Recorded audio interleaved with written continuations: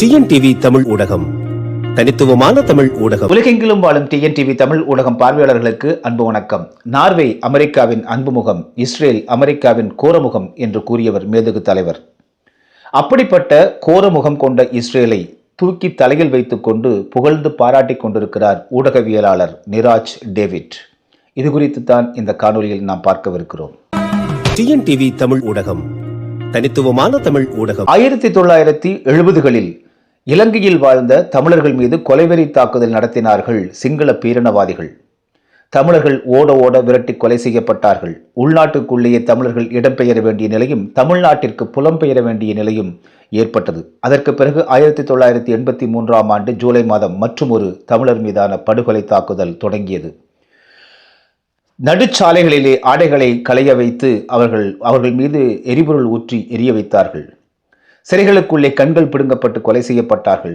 எங்கு பார்த்தாலும் தமிழர்கள் விரட்டி விரட்டி கொலை செய்யப்பட்டார்கள். மீண்டும் ஒரு மிகப்பெரிய ஒரு துயரச் சம்பவம் 1983ஆம் ஆண்டு ஜூலை மாதம் நடைபெற்றது. அதற்கு கருப்பு ஜூலை என்றே பெயரிடப்பட்டது. 1983ஆம் ஆண்டு வரையிலும் அங்கே வாழ்ந்த தமிழர்கள் மீது அதே நாட்டில் வாழ்ந்த சிங்கள பேரினவாதிகள், அதாவது அந்த நாட்டின் குடிமக்களே கொலைவெறி தாக்குதல் நடத்தினார்கள். இது இரு இனத்திற்கு இடையேயான ஒரு பூசலாகவும் சிங்கள பேரினவாதம் தமிழர்கள் மீது கொலைவெறி தாக்குதல் நடத்தியதுமாக இப்படிப்பட்ட நிகழ்வுகளாகத்தான் நடந்து கொண்டிருந்தன. இதை ஒரு தொழில்முறையான படுகொலையாக மாற்றியவர் அப்போதைய அதிபர் ஜெயவர்தனே. 1984ஆம் ஆண்டு இஸ்ரேலுக்கு சிவப்பு கம்பளம் விரிக்கிறார் ஜெயவர்தனே. 1970ஆம் ஆண்டுகளிலிருந்து 84ஆம் ஆண்டு வரை எந்த உறவுமே இல்லாமல், அதாவது எந்த அரசியல் உறவுமே இல்லாமல் இருந்தது இஸ்ரேலும் இலங்கையும். இப்படிப்பட்ட நிலையில் 1984ஆம் ஆண்டு இஸ்ரேலுக்கு சிவப்பு கம்பளம் விரித்து இலங்கையில் அமெரிக்க தூதரகம் உள்ள அந்த கட்டடத்தின் ஒரு பகுதியை இஸ்ரேல் இன்ட்ரெஸ்ட் செக்ஷன் என்று ஒரு தனிப்பிரிவாக அமைக்க தளம் கொடுத்தது இலங்கை அரசாங்கம். ஜெயவர்தனே இஸ்ரேல் அரசுடன் ஒரு ஒப்பந்தத்தை மேற்கொள்கிறார். அந்த ஒப்பந்தத்தினுடைய அடிப்படை என்னவென்றால், வடக்கில் போராடி கொண்டிருக்கக்கூடிய இந்த தமிழ் போராளி குழுக்களை, இலங்கை இராணுவத்தோடு போராடி கொண்டிருக்கக்கூடிய இந்த தமிழ் போராளி இராணுவ குழுவினரை முற்றாக அழிக்க வேண்டும். இனி எக்காலத்தும் தமிழர்கள் சம உரிமை கேட்டு போராடக்கூடாது. அவர்களுக்கு அப்படிப்பட்ட எண்ணமே வரக்கூடாது. இதற்கு என்ன செய்ய வேண்டுமோ அதை இஸ்ரேல் செய்யலாம். அதற்கு முழு தளத்தையும் முழு சுதந்திரத்தையும் இலங்கை அரசாங்கம் தருகிறது என்று அலுவல் பூர்வமாக மேற்கொள்ளப்பட்ட ஒப்பந்தம்தான். இது குறித்து அப்போதே ஜெயவர்தன அவரிடம் கேட்கப்பட்டது. ஒரு பேயை அழிப்பதற்கு இன்னொரு பிசாசை கொண்டு வருவதில் தவறில்லை என்று கூறியவர் ஜெயவர்தனே. அதாவது இஸ்ரேல் பிசாசு என்பது அவருக்கு தெரிந்திருக்கிறது. இப்படிப்பட்ட நிலையில் பார்த்தீங்கன்னா, ஒரு தொழில்முறையாக ப்ரொஃபஷனலாக தமிழர்களை கொல்லக்கூடிய இந்த அப்கிரேடிங், தமிழர் இனப்படுகொலையில் ஒரு அப்கிரேட் செய்யப்பட்ட ஆண்டுதான் 1984ஆம் ஆண்டு. இந்த தமிழர்களை, தமிழ் போராளிகளை ஒழிக்கக்கூடிய பணியை இஸ்ரேலிடம் கையளித்தது இலங்கை அரசாங்கம். கையளித்தவர் அப்போதைய அதிபர் ஜெயவர்தனே. இஸ்ரேல் முழுக்க இலங்கையில் கால் பதித்ததற்கு பிறகுதான் அது தன்னுடைய உண்மையான கோரமுகத்தை தமிழர்கள் மீது காட்டியது.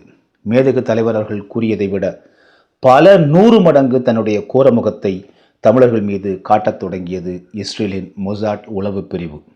முதல் கட்டமாக இலங்கையில் உள்ள சிறப்பு அதிரடிப்படை STF ஸ்பெஷல் டாஸ்க் ஃபோர்ஸ் ஈவு இரக்கமற்ற அந்த படையணிக்கு மேலும் கூடுதலான உலகத்தரத்திலான கொலை செய்வதற்கான பயிற்சியை அளித்தது இஸ்ரேல்.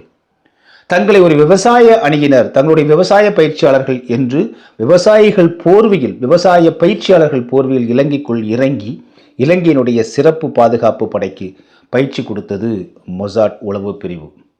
அப்படிப்பட்ட அந்த படையணியை உருவாக்கி அதை செயல்படுத்த வேண்டும் என்கிற மிக முக்கியமான இந்த திட்டத்தின் மூளையாக இருந்தது இஸ்ரேல். அதே போல அன்மேன்டு ஏரியல் வெஹிக்கிள்ஸ் என்று ஆங்கிலத்தில் அழைப்பார்கள், ஆளில்லாத விமானங்கள். அந்த ஆளில்லாத சிறிய ரக விமானங்களையும் இலங்கை அரசாங்கத்திற்கு அளித்தது இஸ்ரேல் தான்.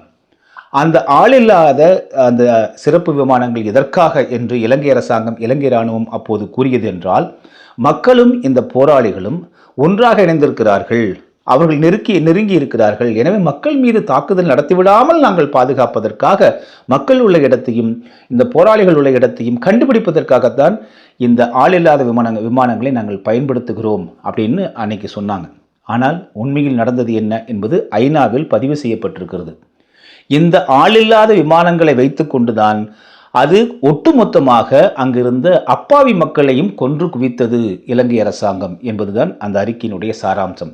40,000 முதல் 75,000 பேர் வரையிலும் இறுதி யுத்தத்தின் போது முள்ளிவாய்க்காலில் கொல்லப்பட்டிருக்கிறார்கள். அதற்கு மிக உதவிகரமாக இருந்தது இந்த இஸ்ரேலுடைய ஆளில்லாத விமானம்தான் என்பது ஐநாவினுடைய அறிக்கையில் சொல்லப்பட்டிருக்கிறது. இப்படி ஆளில்லாத விமானங்களை பறக்க விட்டு ஒட்டுமொத்தமாக தமிழர்களுடைய நகர்வுகளை எல்லாம் கண்காணித்து கொண்டே இன்னொரு புறம் இந்த கிஃபீர் ரக போர் விமானங்கள் மூலமாக பல மடங்கு எடையுள்ள குண்டுகளை வீசக்கூடிய தகுதி படைத்தது இந்த கிஃபீர் ரக இஸ்ரேல் போர் விமானம். ஆக ஆளில்லாத உளவு பார்க்கும் விமானம், ஆயுதங்களை தூக்கி கொண்டு சுமந்து கொண்டு பல டன் எடையுள்ள ஆயுதங்களை வெடிகுண்டுகளை போடக்கூடிய கிஃபீர் ரக இந்த போர் விமானம், அதையும் தந்தது இஸ்ரேல் தான். அது மட்டுமல்லாமல் டுவோரா என்று அழைக்கப்படக்கூடிய விசை போர் படகுகள், இதில் டுவோரா மட்டுமல்லாமல் சூப்பர் டுவோரா என்கிற விசைப்படகு போர் படகுகளையும் அளித்தது இஸ்ரேல். இது தவிர கேப்ரியல் என்று சொல்லக்கூடிய நீருக்குள்ளிருந்து நீருக்குள் தாக்கக்கூடிய ஏவுகணைகளையும் அளித்தது இஸ்ரேல் தான். இந்த டுவோரா போட்டுகள் இல்லாமல் ஷால்டாக் என்று சொல்லக்கூடிய அந்த விசைப்படகுகளையும் போர் படகுகளையும் இலங்கை இராணுவத்திற்கு அளித்தது இஸ்ரேல்.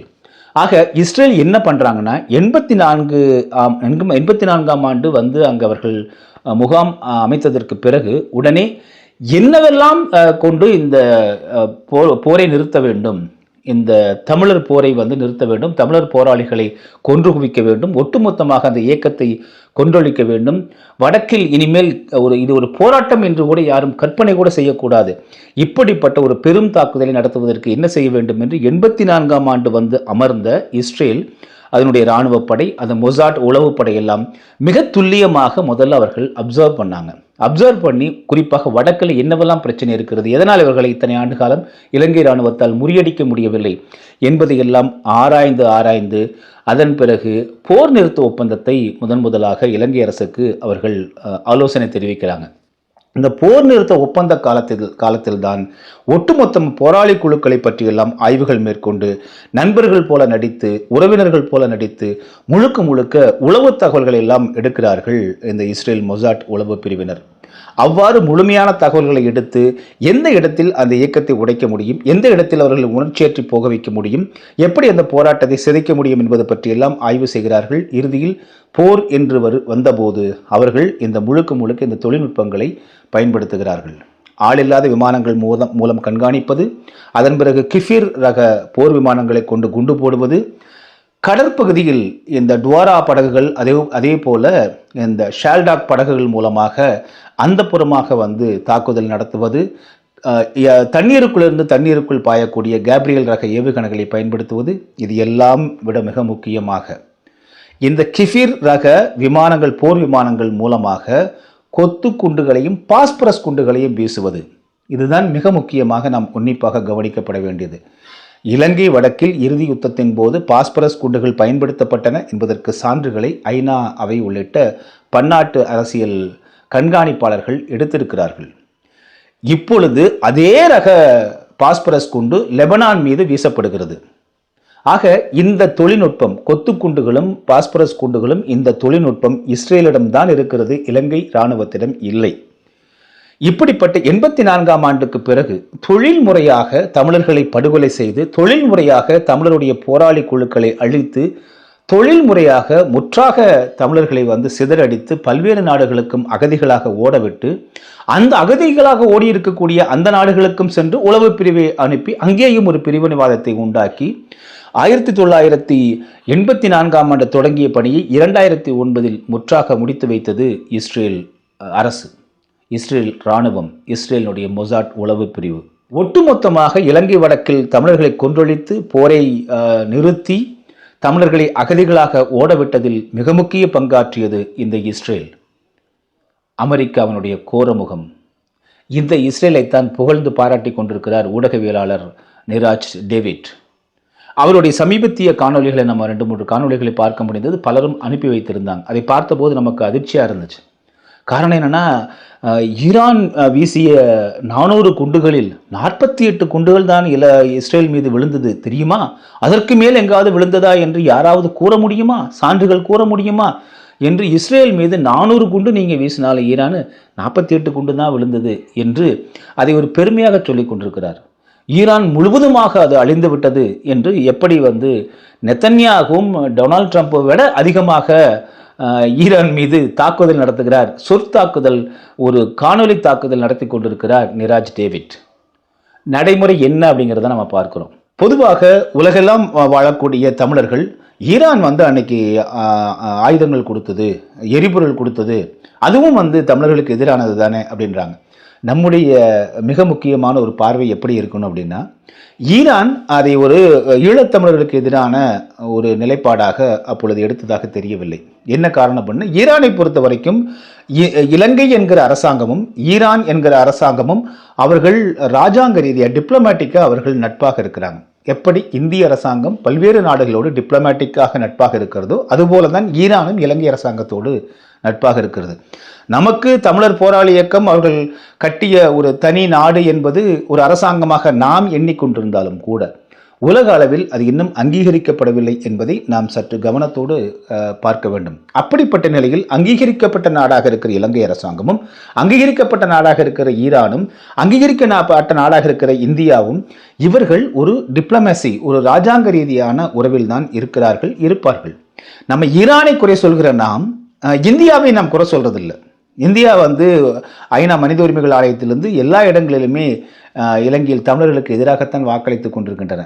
ஆனால் இந்தியாவை குறை சொல்லாத நாம் இப்பொழுது ஈரானை குறை சொல்கிறோம் இல்லைங்களா?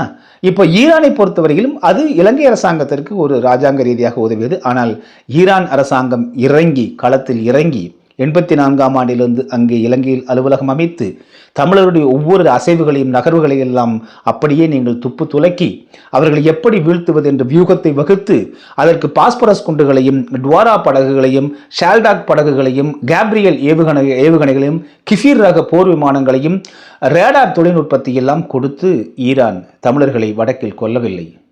இதையெல்லாம் செய்தது இஸ்ரேல். இத்தனைக்கும் இந்திய அரசாங்கம் ராடார் வசதிகளையும் சேட்டலைட் வசதிகள் மூலமாக நகர்வுகளை எல்லாம் இலங்கை அரசாங்கத்திற்கு கொடுத்தது. தமிழர்களுடைய போராளி நகர்வுகளையெல்லாம், மக்கள் நகர்வுகளையெல்லாம் கொடுத்தது. இதை கூட ஈரான் செய்யவில்லை. ஈரான் ஒரு சக நட்பு நாடு என்கிற அடிப்படையில், அது போரினால் பாதிக்கப்பட்டிருக்கிறது என்கிற அடிப்படையில் அவர்கள் எரிபொருளை சலுகை விலையிலும் அவர்கள் நிதி உதவியும் அவர்கள் செஞ்சிருக்காங்க. சில பொருட்களை கூட, சில ஆயுதங்களை வாங்கியிருக்கலாம். ஆனால் 84 முதல் இந்த 2009 காலகட்டம் வரையிலும் இலங்கை அரசாங்கம் விலை கொடுத்து வாங்கிய மிக அதிக மில்லியன் கணக்கான அமெரிக்க டாலர் ரூபாயில் வாங்கிய ஆயுதங்கள் அனைத்துமே இஸ்ரேலிடமிருந்து வாங்கப்பட்டவை. இஸ்ரேல்கிட்ட முழுமையாக ஒப்படைச்சிருச்சுங்க இலங்கை அரசாங்கம். 1984ஆம் ஆண்டு முதல் வடக்கில் இந்த போராட்டத்தை, தமிழ் போராளிகளுடைய ஒட்டுமொத்தமான போரை நிறைவு செய்து தரைமட்டமாக்குவதற்கு இஸ்ரேலுக்கு முழு அங்கீகாரத்தையும் முழு வாடகைக்குமே வாடகைக்கு விட்டுவிட்டது இலங்கை அரசாங்கம். இந்த கள நிலவரத்தை மறைத்து, இந்த உண்மையை மறைத்து, இஸ்ரேலை துதிபாடி கொண்டு, இஸ்ரேலை புகழ்ந்து கொண்டு, இஸ்ரேலை பாராட்டி கொண்டு, அமெரிக்காவை தூக்கி தலையில் வைத்துக் கொண்டு இன்று வடக்கில் போராட்டம் நடைபெறாமல் இருந்திருந்தால், இந்திரா காந்தி அன்று தடுத்திருக்காமல் இருந்திருந்தால் வடக்கில் அமெரிக்க அரசாங்கம் இராணுவ தளத்தை திரிகோணமலையில் அமைத்திருக்குமா இல்லையா? இதே ஒரு போர் என்று வரும்போது ஒருவேளை அமெரிக்க இராணுவ தளம் திரிகோணமலையில் அமைந்திருந்தால் தாக்குதல் அங்கும் நடத்தப்பட்டிருக்குமா இல்லையா? அதையெல்லாம் தாண்டி தற்பொழுது டியகோ கார்சியா தீவுக்கு அமெரிக்காவினுடைய தளம் சென்று விட்டது அப்படின்னு பார்க்கிறோம். ஆக இலங்கை என்பது மிக முக்கியமான இந்திய பெருங்கடலில் ஒரு சதுரங்க பலகை. அங்கே நகர்த்தப்படும் ஒவ்வொரு காய்களும் ஒட்டுமொத்தமாக இந்தியாவுக்கு மட்டுமல்லாமல் இந்த மேற்காசிய நாடுகளுக்குமே அதனுடைய மிகப்பெரிய ஒரு இராணுவ நகர்வுகளுக்கு காரணமாக அமையக்கூடிய ஒரு புவி அரசியல் மையமாக இருக்கிறது இலங்கை. இஸ்ரேலினுடைய கோரமுகத்திற்கு மிக முக்கியமான எடுத்துக்காட்டு 2006ஆம் ஆண்டு ஆகஸ்ட் 14ஆம் தேதி ஆதரவற்ற இளம் பிஞ்சுகள் வாழ்ந்திருக்கக்கூடிய செஞ்சோலை என்கிற அந்த ஆதரவற்ற சிறார் முகாம் மீது கிஃபிர் ரக போர் விமானத்தை கொண்டு குண்டுகள் பொழிந்து படுகொலை செய்தது. அதே விதமான பள்ளி குழந்தைகள் மீதான படுகொலை தாக்குதலை ஈரானிலும் நிகழ்த்தியது இஸ்ரேல். இஸ்ரேலினுடைய அந்த ஜியோனிச கெட்ட தேவதைகளுக்கு சிறுவர்களை பலி கொடுக்கக்கூடிய சடங்கு என்றும் இது வர்ணிக்கப்படுகிறது. குழந்தைகளை கொன்று குழந்தைகளை எரித்து, குறிப்பாக இஸ்ரேலினுடைய அந்த ஜியோனிஸ்டுகள் வணங்கக்கூடிய கெட்ட தேவதை என்பது குழந்தைகளை நெருப்பில் பலியிடக்கூடிய அந்த சடங்குகளை விரும்பக்கூடிய கெட்ட தேவதை என்று கூறப்படுகிறது. அப்படியென்றால் இலங்கையில் கிஃபீர் ரக போர் விமானத்தை கொண்டு செஞ்சோலை குழந்தைகள் மீது பாஸ்பரஸ் குண்டுகளை போட்டு எரித்து அந்த கெட்ட தேவதைக்கு பலி கொடுத்ததா இஸ்ரேல்? அதேபோல ஈரானிலும் பள்ளி குழந்தைகள் மீது கொத்து குண்டுகளை போட்டு அந்த குழந்தைகளை எரித்து தமது கெட்ட தேவதைக்கு பலி கொடுத்ததா இஸ்ரேல் என்கிற கேள்வியெல்லாம் எழுந்து கொண்டிருக்கக்கூடிய நிலையில் இதை பற்றி மக்களுக்கு எடுத்துச் சொல்ல வேண்டிய மதிப்பிற்கும் மரியாதைக்கும் உரிய நிராஜ் டேவிட் அவர்கள் இஸ்ரேலை ஏன் புகழ்ந்து கொண்டிருக்கிறார், அமெரிக்காவை ஏன் புகழ்ந்து கொண்டிருக்கிறார் என்பது தெரியவில்லை. நிராஜ் டேவிட் அவர்கள் இஸ்ரேலின் பல பகுதிகளுக்கும் அழைத்துச் செல்லப்பட்டார் என்று தெரிய வருகிறது. அப்படி இஸ்ரேலுடைய விருந்தாளியாக, உறவினராக, அவருடைய புகழ்பாடக்கூடிய ஒரு ஊடகவியலாளராக நான் மாறிவிட்டேன் என்பதை நிராஜ் டேவிட் அவர்கள் வெளிப்படையாக ஒத்துக்கொள்ளலாம். அதனால் எந்த ஒரு தவறும் இல்லை. மாறாக தன்னை ஒரு நடுநிலையாளராக, தமிழர் நலன் காக்கக்கூடிய ஊடகவியலாளராக வெளியே காட்டிக்கொண்டு இஸ்ரேலுக்கும் அமெரிக்காவிற்கும் துதிபாடி கொண்டிருப்பது என்பது மேதகு தலைவர் சொன்னதை மீண்டும் நமக்கு நினைவூட்டுகிறது. இஸ்ரேல் அமெரிக்காவின் கோரமுகம், நார்வே அமெரிக்காவின் அன்புமுகம். நிராஜ் டேவிட் என்கிற முகம் யாருடைய முகம்? கோயம்புத்தூர் மாநகரில் 16 வகை தரமான எண்ணெய் வகைகள் கண்முன்னே அரைத்து சூரிய ஒளியில் வைக்கப்பட்டு முறையாக விற்கப்படுகின்றன. நேரிலும் அஞ்சல் வழியாகவும் வாங்கிக் கொள்ளலாம். தொடர்புக்கு 9843028388. டிஎன்டிவி தமிழ் ஊடகம், தனித்துவமான தமிழ் ஊடகம்.